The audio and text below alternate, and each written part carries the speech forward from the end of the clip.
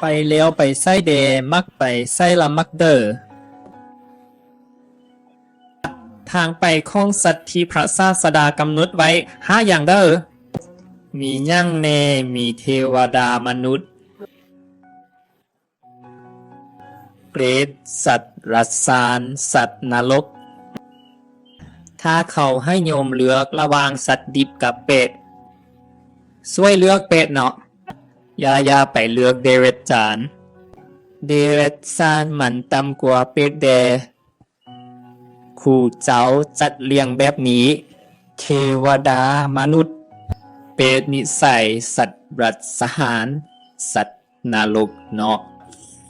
แล้วเหตุจังเด้อจึงจะไปเกิดแถวนี้เนาะพระพุทธเจ้าเว้าว่ามนุษย์และเทวดาเจ้าต้องสร้างกุศลกรรมบุญ10ความสะอาดทางกายวาจา10อย่างกาย